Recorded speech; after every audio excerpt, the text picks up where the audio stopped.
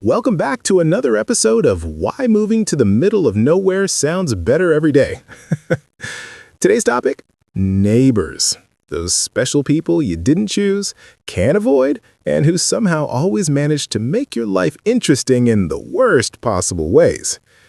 These stories prove that hell isn't other people. It's other people living next door to you. Hit that like button, subscribe if you enjoy residential chaos, and comment with your own neighbor horror story. Trust me, you're not alone. Let's dive into the suburban nightmare we call suburb living. My neighbor Bob was obsessed with his lawn. And I don't mean takes care of it on weekends obsessed. I mean has a restraining order against dandelions obsessed. He mowed his lawn every single day, rain or shine, sometimes twice a day. He measured the grass height with a ruler. He had a spreadsheet tracking fertilizer schedules. This man's lawn was his personality, his reason for living, his magnum opus. One day, a neighborhood kid's soccer ball landed on Bob's lawn. The kid went to retrieve it.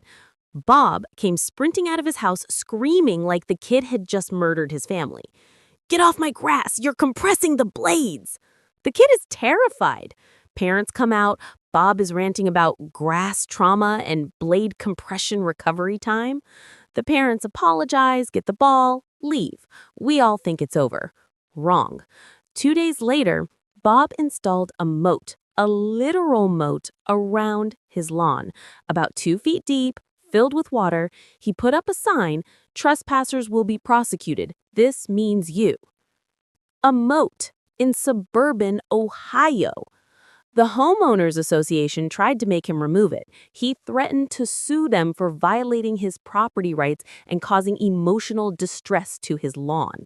He kept the moat for 3 months until the city got involved and cited him for creating a mosquito breeding ground and potential safety hazard.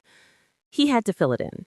He cried, actually cried while filling in his moat. After the moat incident, he installed motion-activated sprinklers aimed at the sidewalk. If you walked past his house, you got soaked.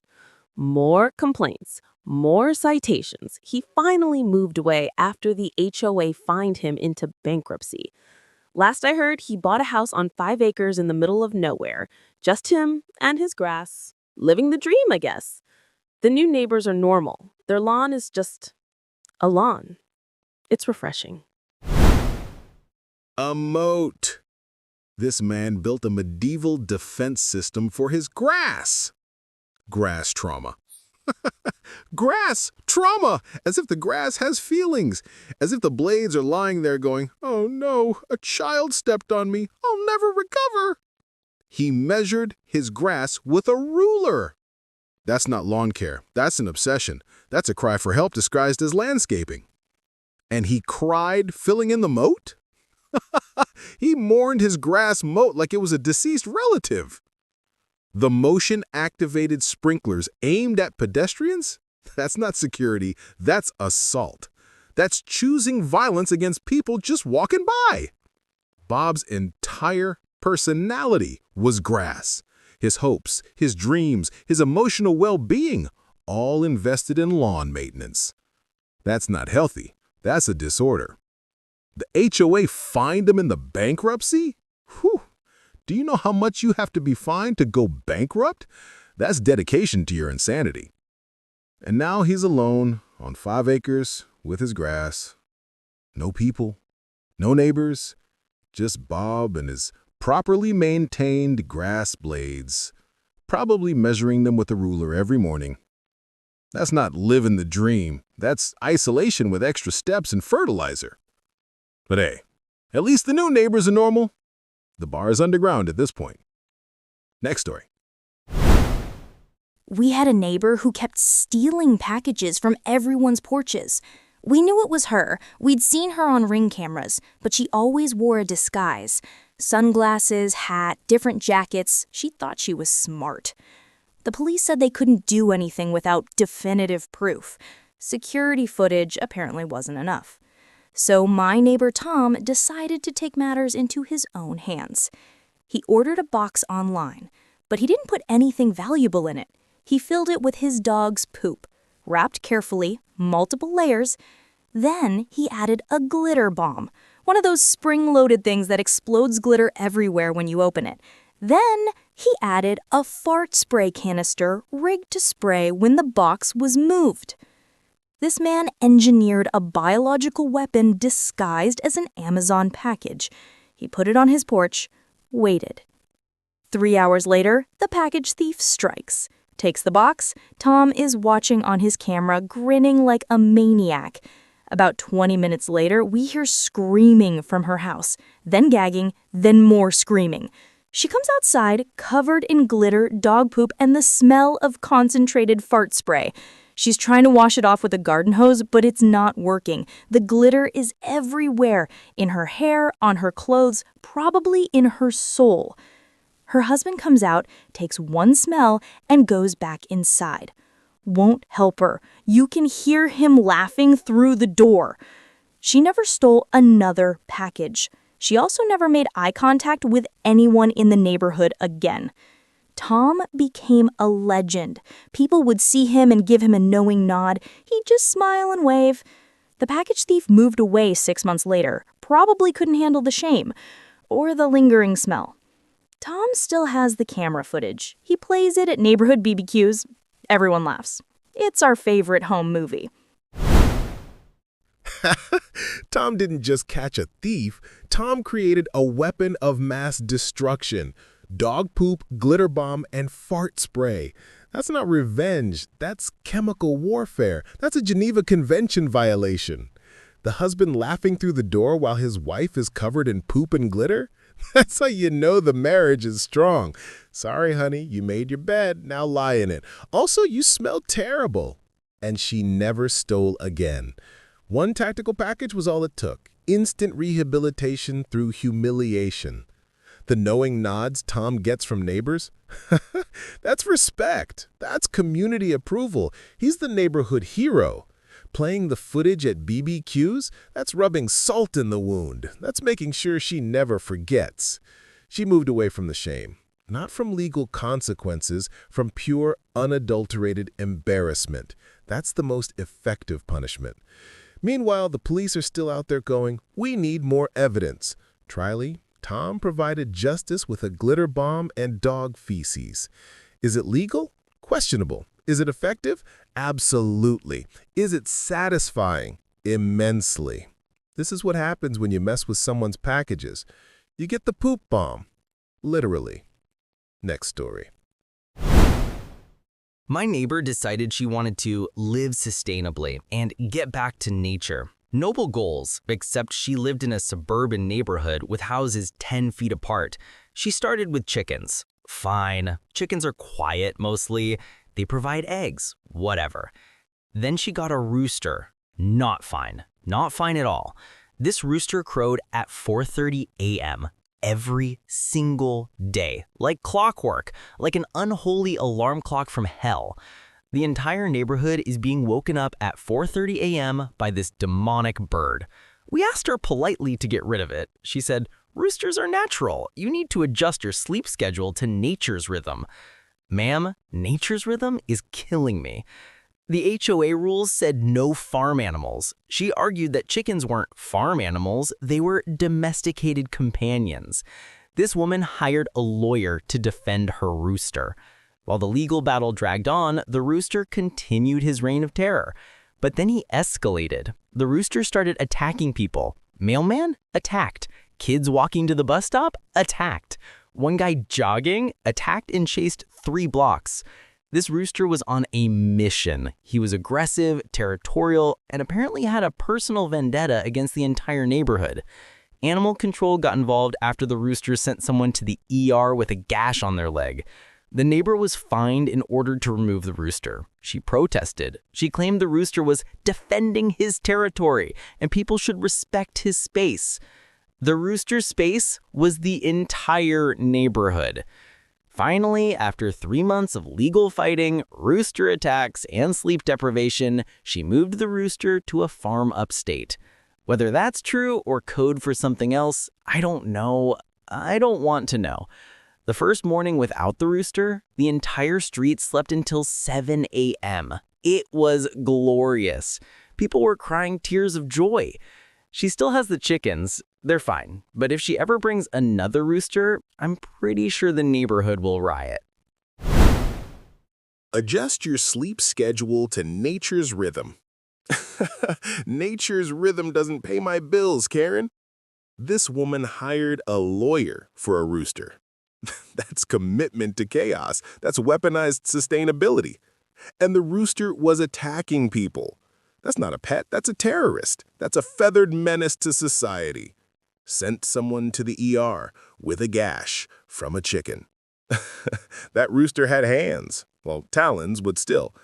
Respect his space. His space was everywhere. His space was the sidewalk, the mailbox, the street. That rooster thought he owned the neighborhood. 3 months of legal battles over a bird.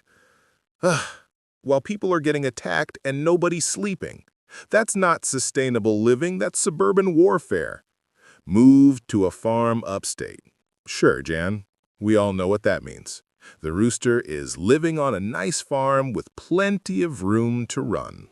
Right. The entire neighborhood crying with joy after one normal morning? That's collective trauma being released. That's people realizing they can sleep again. If she brings another rooster, they won't riot. They'll hold a vote. Democratic rooster removal. The American way. This is why HOA rules exist. To prevent people from turning suburbs into barnyard battle zones. Moving on. My neighbor installed cameras. Lots of cameras. On his house, pointing at his yard, his driveway. Normal security stuff, right? Wrong. The cameras were also pointed at our house, our driveway, our backyard, our windows. We noticed when we were in our backyard and saw a camera literally aimed directly at our patio, not just incidentally catching it, aimed at it. We asked him about it. He said he was monitoring the neighborhood for suspicious activity. We said, "Your cameras are pointing directly into our house." He said, "If you're not doing anything wrong, you have nothing to worry about." The audacity! We checked with other neighbors.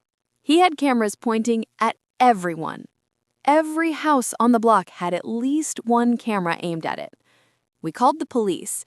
They said it's technically legal to record from your own property, but they'd talk to him. They did. He took down exactly 0 cameras, said it was his constitutional right to security. So we got creative. Everyone on the block coordinated. We all put up privacy fences, really tall ones, blocked all his cameras. He couldn't see anything anymore except his own property and sky. But he didn't stop. He installed a drone, started flying it over the neighborhood daily, taking pictures and videos. The drone would hover outside people's windows, follow people walking their dogs. It was like living in a surveillance state. Someone finally shot it down with a pellet gun. The neighbor called the police. They arrested the shooter for destruction of property. But the shooter's lawyer argued it was self-defense against invasion of privacy. The case got complicated. Eventually, dropped. The neighbor tried to get another drone. His wife stopped him. Apparently, even she thought he'd gone too far. He still has all his cameras. We still have our fences. It's a Cold War situation. Nobody's happy, but at least he can't see into our houses anymore. He watches his security footage like it's Netflix. He mentioned once that he'd seen a suspicious car on Tuesday at 3:47 p.m. Nobody asked, nobody cared. He just volunteers this information. We're all just waiting for him to move or for the cameras to gain sentience and turn on him. If you're not doing anything wrong, you have nothing to worry about. The motto of every authoritarian creep in history. This man created his own personal NSA, just sitting in his house watching everyone like it's the Truman Show. Cameras pointed at everyone's houses. That's not security, that's voyeurism with extra steps. And the drone. He got a drone when the cameras were blocked. That's not adaptation, that's escalation. Someone shot it down. Good. That's neighborhood defense. That's community action. The wife had to stop him from getting another drone. Even she was like, honey, maybe you've gone too far with the civilian surveillance program. And he watches the footage like it's entertainment.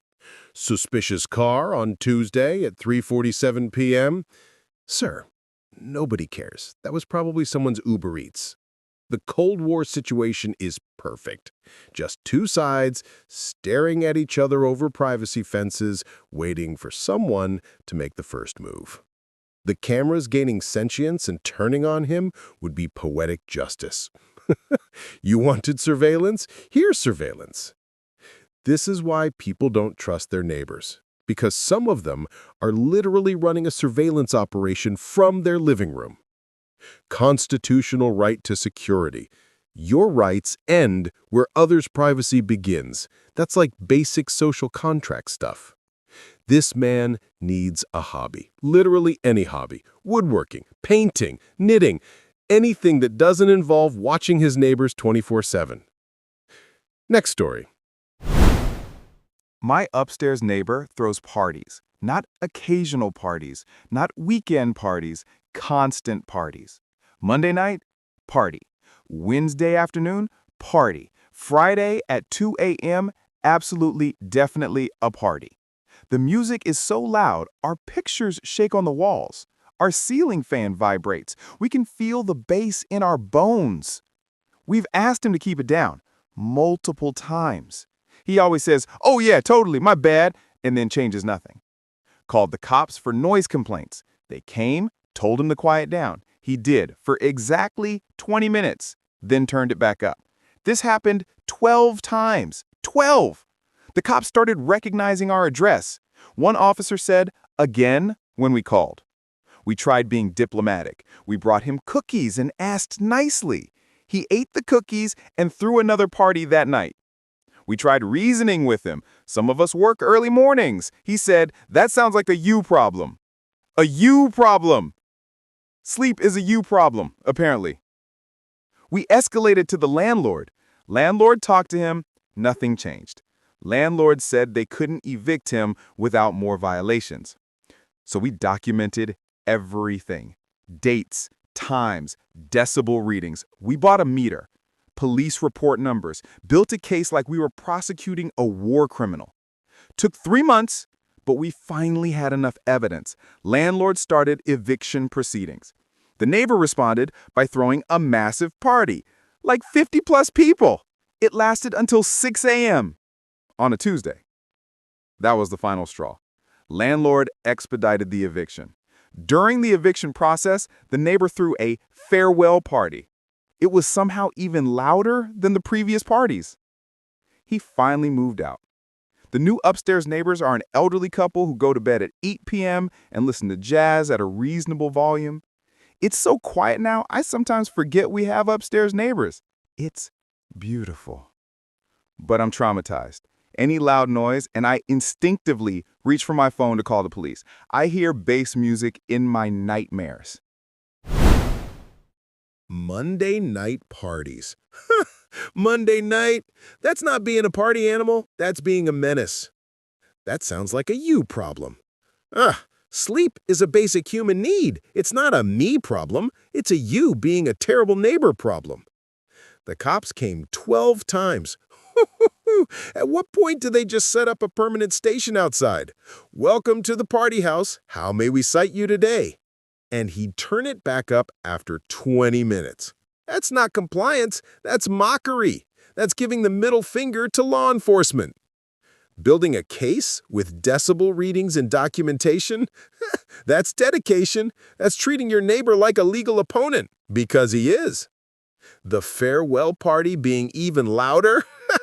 That's going out with a bang. That's saying, "You want me gone? Fine, but I'm taking your eardrums with me." 50 people on a Tuesday until 6 a.m. That's not a party. That's a festival. That's a rave. And now this person has PTSD from loud noises. That's not a joke. That's actual trauma from bass music. The elderly jazz couple sounds like heaven after this nightmare. Going to bed at 8 p.m. is now goals. This is why apartments are a special kind of hell. You're just praying the people above, below, and beside you aren't sociopaths. This neighbor was basically saying, my fun is more important than your sleep, your sanity, and your quality of life. That's peak selfishness. Good riddance. May he party in a soundproof underground bunker far from civilization. Moving on. We have assigned parking spaces in our apartment complex. Mine was clearly marked with my apartment number. Then my neighbor started parking in my spot, regularly. I'd come home from work and there she'd be, right in my space, forcing me to park half a lot away. I started with polite notes. No response. Then I spoke to her directly. She said, "Oh, I didn't think you'd mind." I minded. A lot. So I contacted the property manager. They sent her a warning letter. The very next day, she parked in my spot again. That's when I started documenting everything. Photos, timestamps, the whole deal. Every single time her car was in my space. Then she decided to up the ante. When I managed to get my own spot first, she began parking directly behind me, blocking me in. I'd have to go knock on her door and wait for her to move her car. Sometimes she wouldn't even answer. I was late for work more than once because of her. I reported it again. The property manager gave her another warning. Her response? She started putting traffic cones in my space. Just left them there, so I'd have to get out, move them, park, then move them again. One evening, I came home to find my spot completely barricaded. Cones, plywood signs, even a rope line like she was fencing off her own private property. I didn't lose my temper. I got systematic.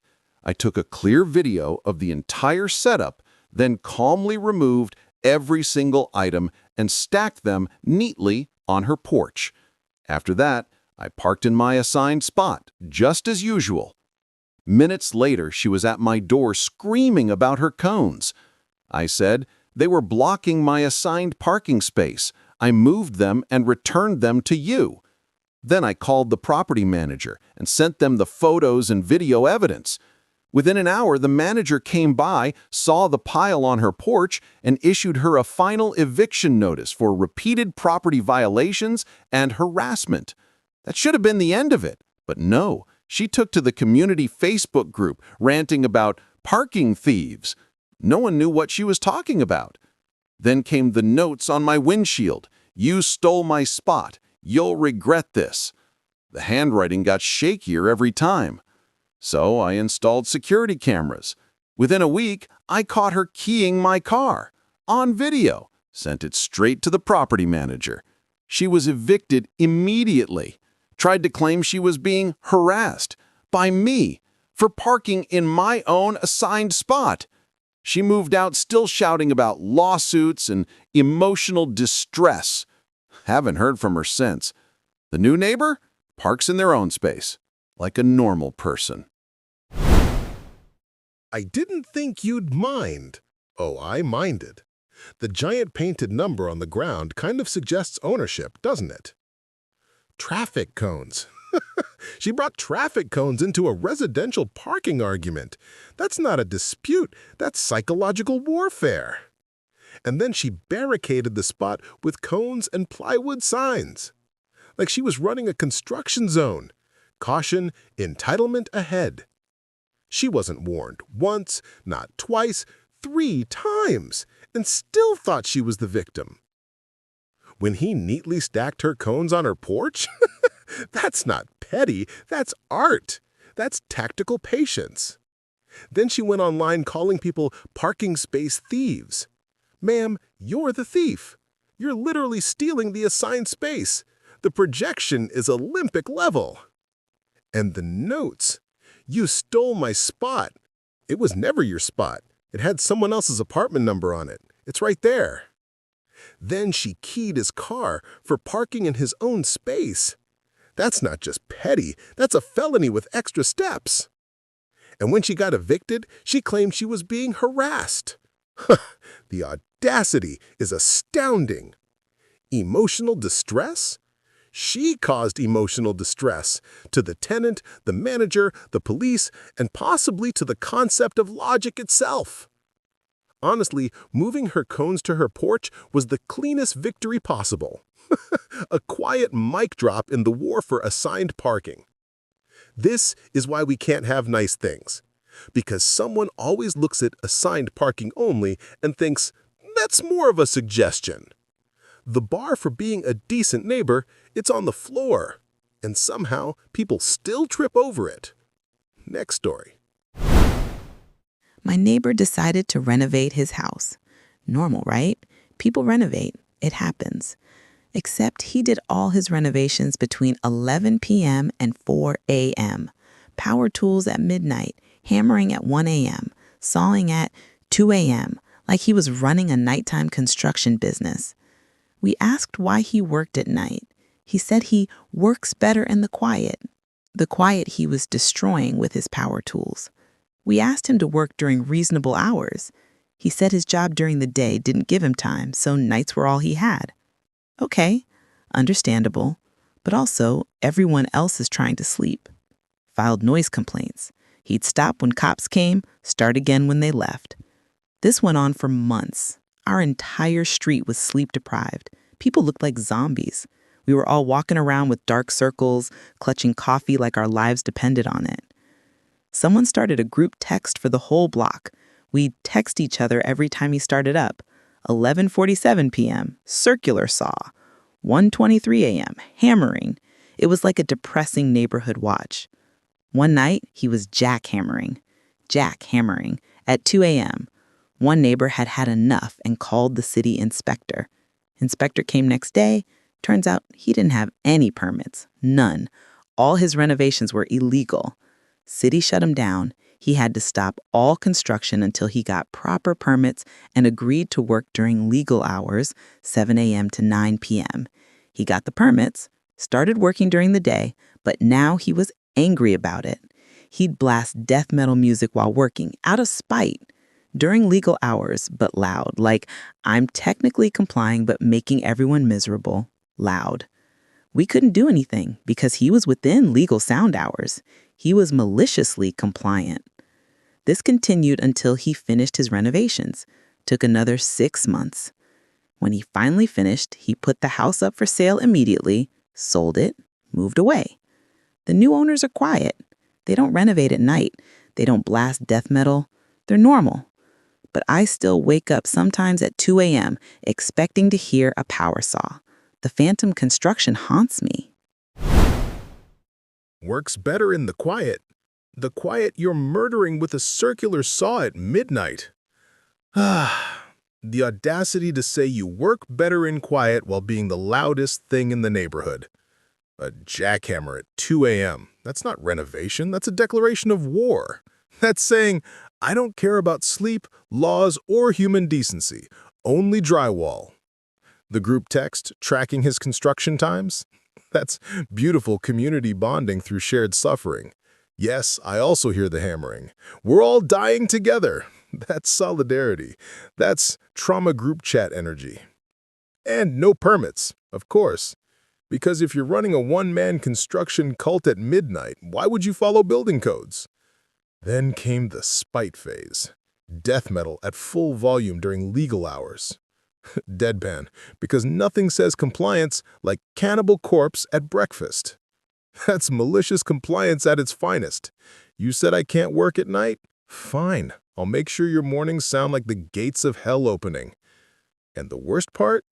He was technically right, within noise limits, during legal hours. The city couldn't touch him. So every hammer hit, every guitar riff, it was all protected by law. Justice had left the chat. When he finally finished his masterpiece of midnight misery, he listed the house like nothing ever happened. Didn't even enjoy the result. Just packed up and vanished. probably to start a new night construction project in some other unfortunate neighborhood. Now, the new owners? Angels. Quiet, respectful, the kind of people who wave at you while trimming their hedges. No drills, no death metal, no existential dread at 2 a.m. Just peace. But every now and then, when the wind blows just right and you hear a distant thunk in the night, you remember the midnight renovator. He's out there somewhere with his circular saw, waiting for the silence to strike again. My neighbor loves Christmas, and I mean loves it. His decorations go up November 1st and don't come down until February. Lights everywhere, inflatables, a light-up Santa, reindeer, the works. It's bright, really bright. But here's the thing. His lights are so bright they shine into our house, our bedroom, all night, every night, for 4 months. We can't sleep. It's like trying to sleep at noon. Blackout curtains help, but don't completely block it. We asked him nicely to maybe dim them at night. He said, "Christmas is about spreading joy." My insomnia is not joy.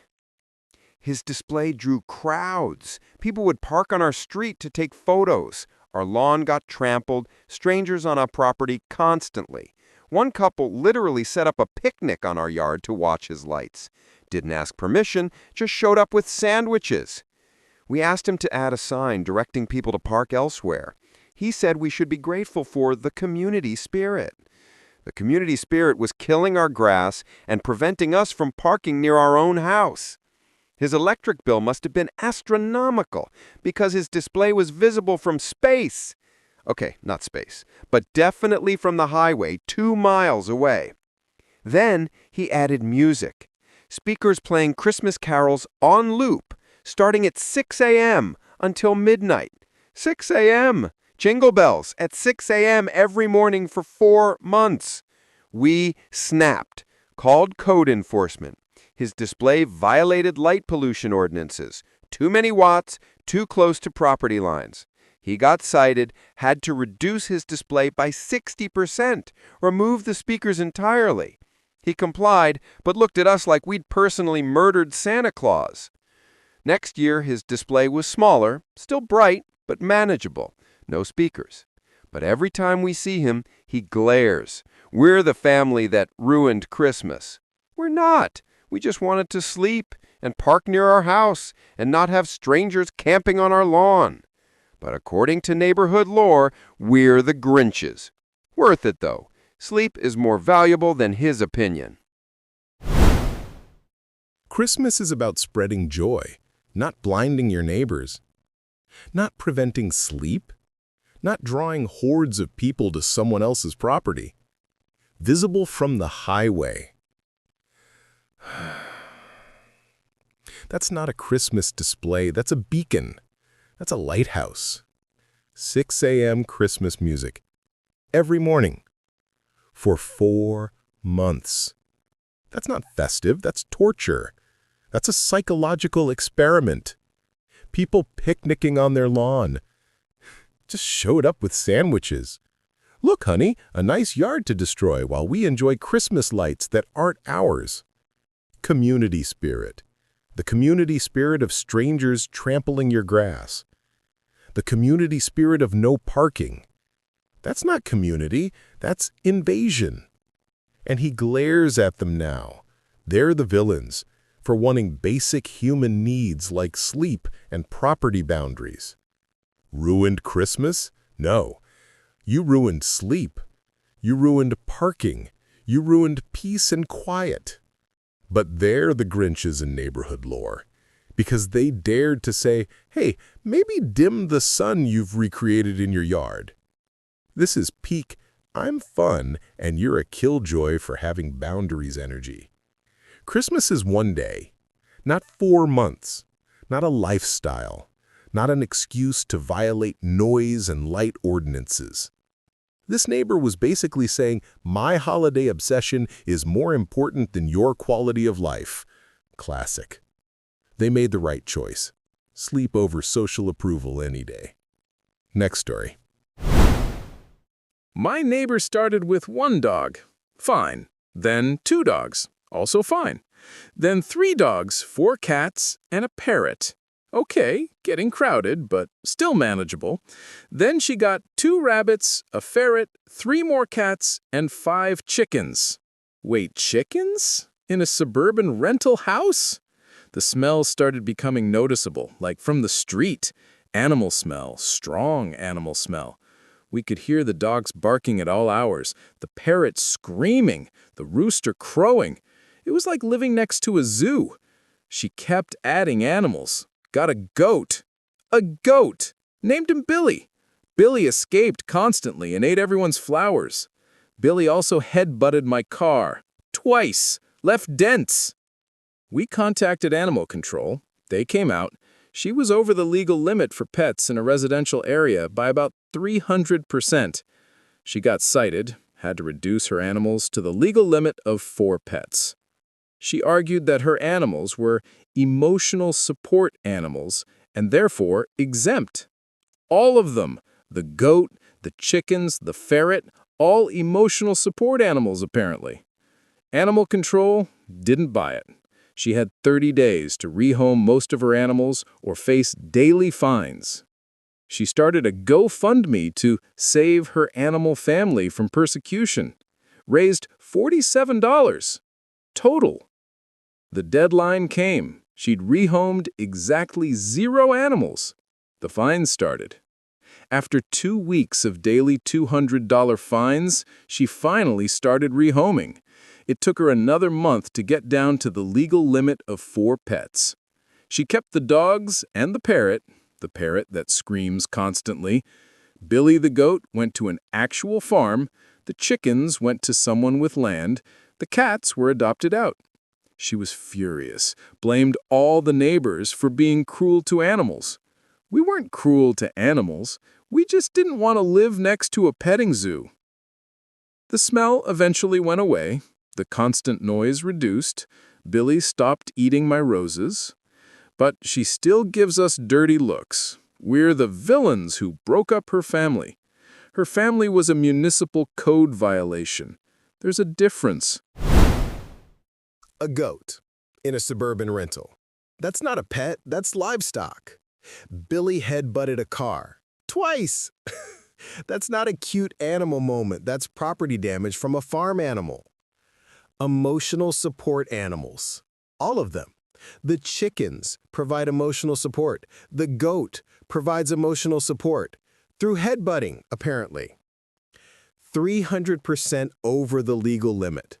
That's not, I have a few pets, that's, I'm running an unlicensed animal sanctuary.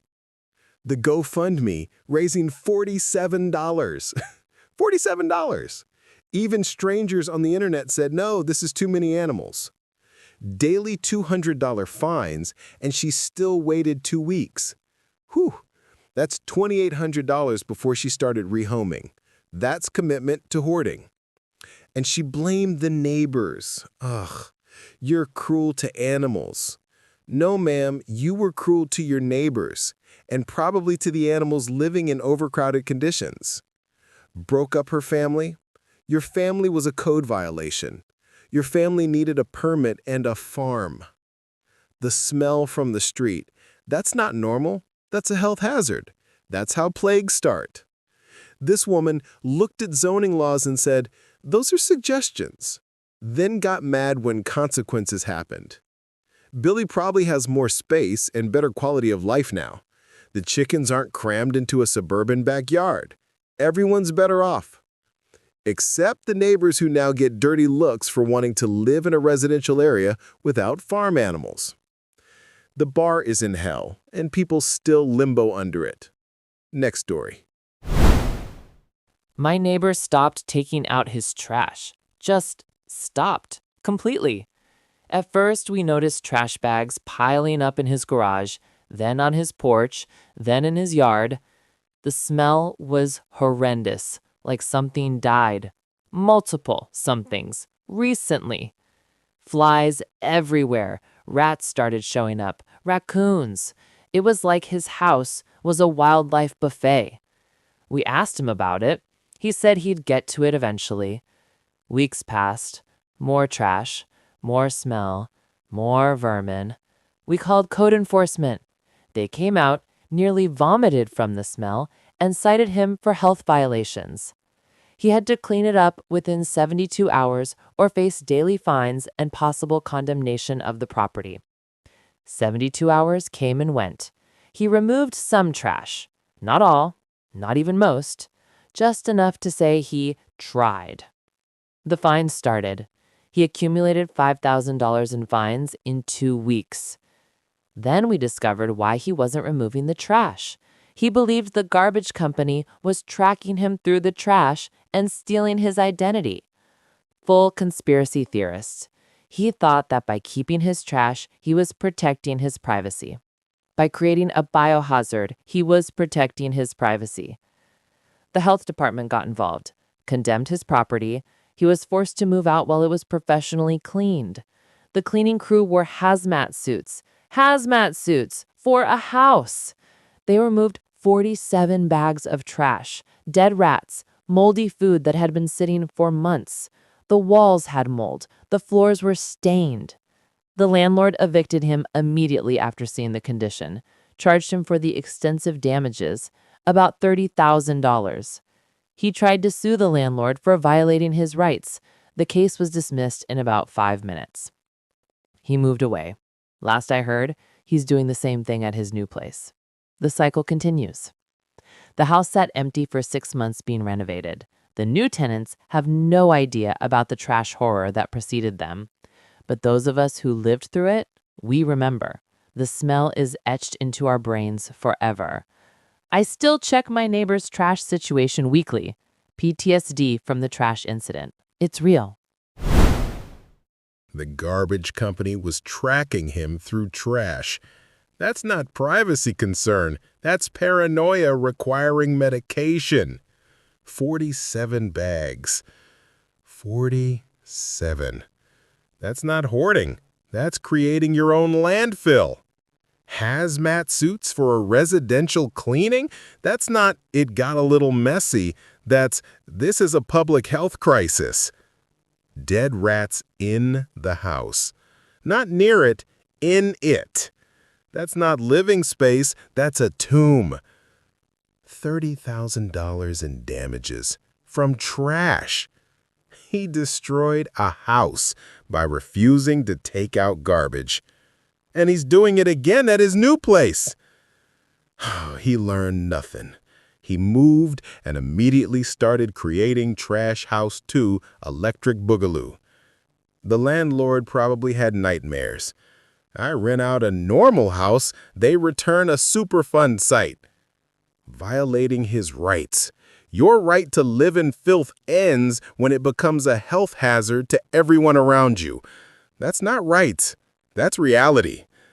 The new tenants have no idea they're living in former trash fortress. They're probably like, what a nice clean house, while former neighbors have PTSD. Trash tracking. Identity theft via garbage. This man needed help. Serious psychological help, not enablement of his hoarding.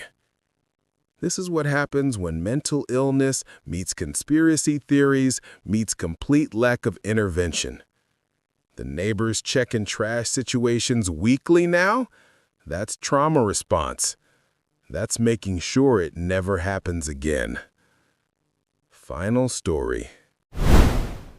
My neighbor loved fireworks. Not store-bought sparklers. Serious fireworks, the kind that are illegal in most states. He started setting them off randomly. Tuesday at noon, fireworks. Thursday at 10 p.m., fireworks.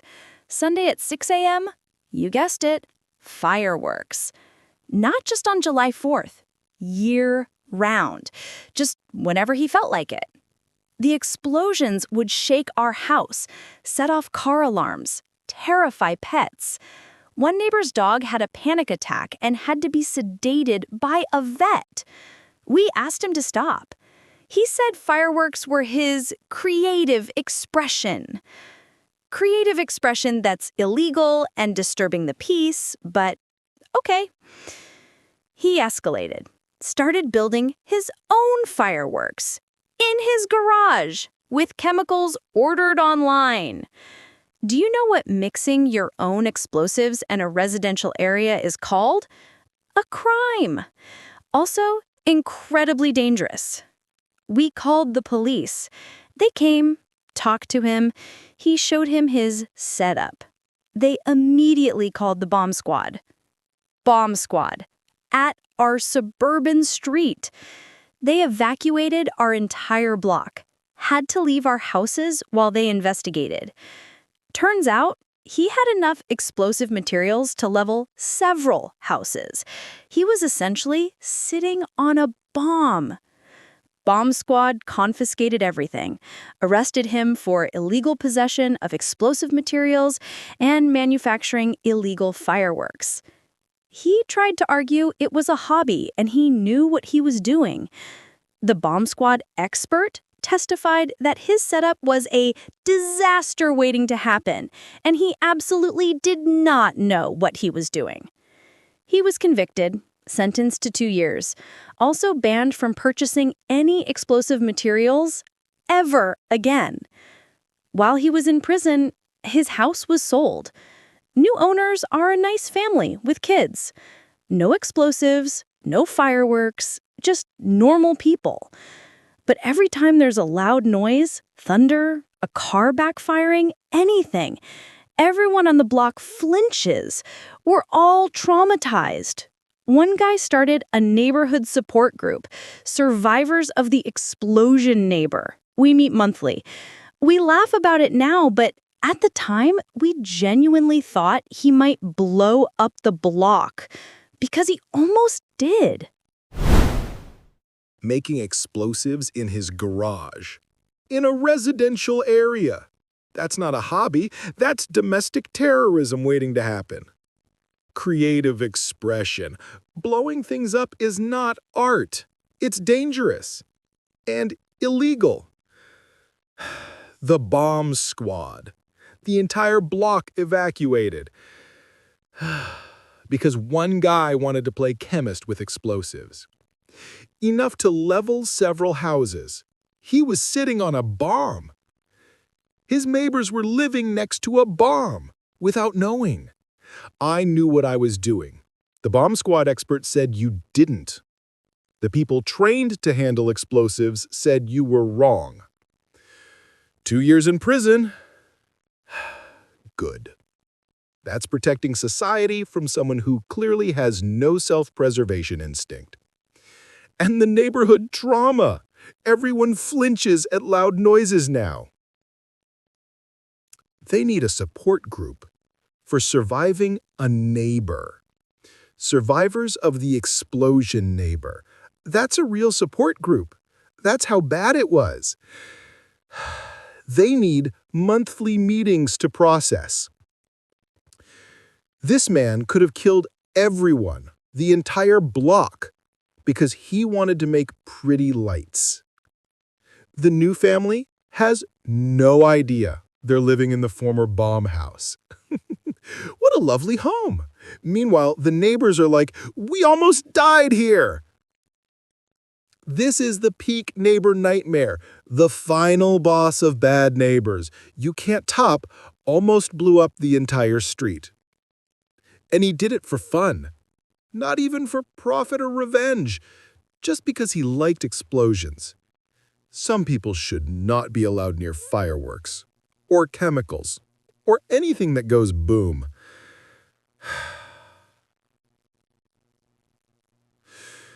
Perfect ending to this nightmare compilation. And there you have it, folks. 11 stories that prove your neighbors can absolutely make your life a living hell without even trying that hard. Let's recap our journey through suburban nightmares. We had a lawn obsessive who built a moat, a package thief who got destroyed by dog poop and glitter, a rooster terrorist who attacked the neighborhood, a surveillance enthusiast with cameras everywhere, a party animal who threw parties on Monday nights, a parking space warrior who keyed someone's car, a midnight renovator with no permits, a Christmas decorator visible from space, a pet hoarder with a head-butting goat, a trash hoarder who thought garbage companies were tracking him, and finally, an amateur explosive manufacturer who almost leveled the block. What have we learned? First, the phrase, "good fences make good neighbors," exists for a reason. Sometimes you need physical barriers between you and crazy. Second, document everything.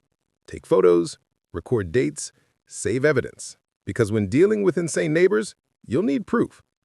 Third, your HOA might be annoying, but they exist to prevent people from building moats, keeping goats, and setting up surveillance states. Fourth, code enforcement is your friend. Health department is your friend. Police non-emergency line is your friend. Use them. Fifth, some people have main character syndrome and think the world revolves around them. It doesn't, but try telling them that. Sixth, moving is always an option. Sometimes the best solution is just leaving, accepting defeat, and finding a nice, quiet place with normal people. And finally, always check out the neighbors before you move somewhere. Talk to them. Google the address. Check police reports. Do your due diligence. Because once you're locked into a lease or mortgage, you're stuck with whoever lives next door. The sad truth is that we don't choose our neighbors. They're just there. And sometimes they're normal, decent people. And sometimes they're building explosives in their garage while their rooster attacks the mailman and their Christmas lights blind passing aircraft. It's a lottery. And some of us lose. Badly. If you enjoyed this compilation of residential horror stories, hit that like button. Subscribe for more content that makes you grateful for your current living situation or deeply concerned about it. Drop a comment with your neighbor nightmare. We know you have one. Everyone has at least one terrible neighbor story. Share your trauma. We're all suffering together. Vote in the comments. Which neighbor was the worst? The moat guy? The explosion guy? The midnight renovator? The trash hoarder? Let us know. And remember, if you're currently dealing with a nightmare neighbor, you're not alone. There are dozens of us. Dozens. Suffering in silence across suburbia. Stay strong. Document everything. Call code enforcement and maybe invest in some good noise-canceling headphones and blackout curtains. Thanks for watching. May your neighbors be quiet, respectful, and nowhere near explosives. Until next time.